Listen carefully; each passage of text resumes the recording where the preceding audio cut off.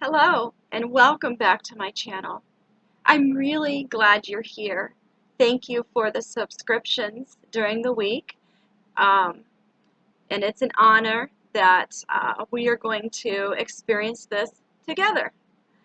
So right now it's Thursday night. I finished my day job. I finished my part-time job. It's still light, and I have decided to go ahead and start recording a little bit early so I can get in more than one or maybe two, maybe even three videos for the weekend. So without further ado, I'm going to be reacting to I Want My Tears Back from Nightwish, Vakken 2013 live.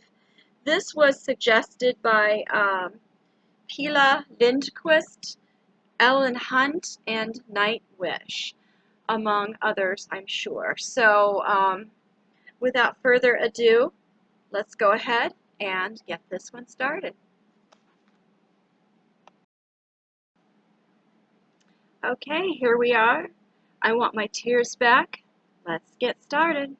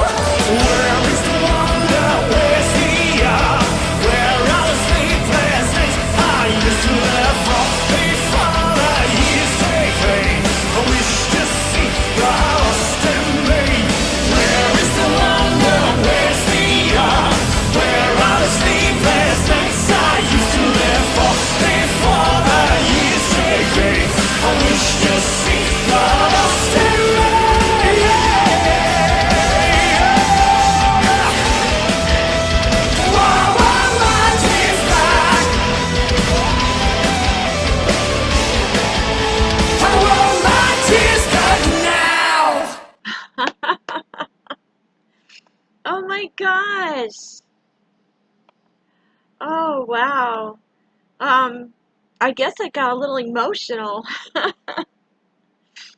Wow. I think what it's a couple things here.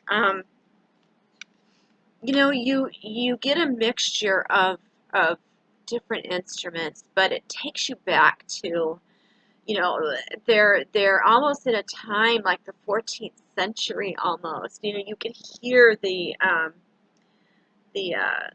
Celtic sound to this. It's like around the castle, around the campfires, the singing and dancing and foot stomping and stuff like that. The bagpipes, obviously.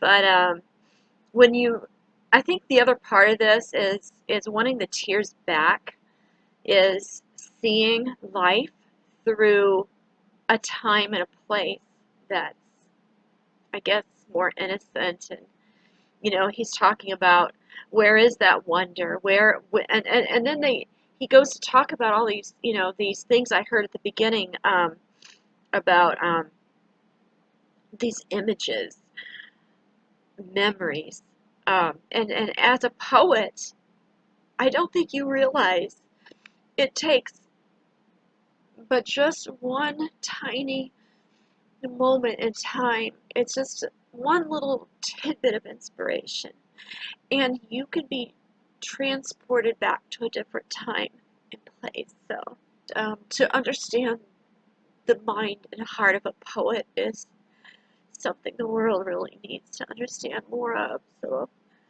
I didn't mean to do this or get upset or anything, but when I was writing, and the smallest of things can trigger that memory. It can trigger that moment of inspiration, and it might mean something to him. Um, and then you translate that to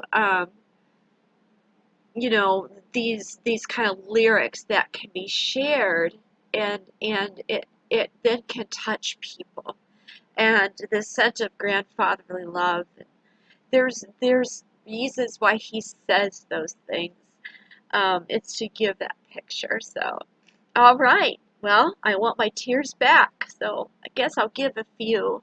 All right. Anyway, that's that one, and we'll get started on this, and do some others for the weekend. Okay?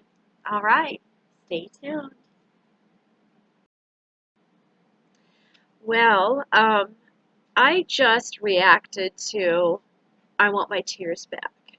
And instead of getting them back, I gave tears. And I think I need to explain this a little bit. When I see or read lyrics or hear them written in ways that tell a different story, it reminds me of, of the true poetry and the world, how we miss out on some of this. I'm not going to go on a rant here, but I looked up the lyrics just to make sure I was getting everything. And, the treetops, the chimneys, these are images that when this was written, these are things that were seen. Have you ever noticed how treetops, especially like in winter, look like hands reaching to heaven? Snowbed stories. Maybe that's cold nights, snuggled in a bed, listening to stories from as a child. Winter gray, there's your image right there. The wildflowers, those meadows of heaven, wind in the wheat. I can remember when I was about 6 years old, we lived across from a farm, and I used to watch the wheat go back and forth when the wind would whip it around. And it's those kind of things that they're seeing, the scent of grandfatherly love. It was those smells, grandma's coffee, for me. Moon through dragonfly's wings. That's very interesting. But dragonfly's wings, they're transparent. Um, and there's a subtle light through transparency. That can be very deep, actually. You know, I can unravel this like crazy, and I don't even know if I'm right. Um, but the general gist of, well, I guess I am right. You know, it can be right to whomever, because that's what this is all about. It's how it's touched. I'm just wondering what he thought of to, or they, I'm not sure who all the people are that actually wrote this. Um,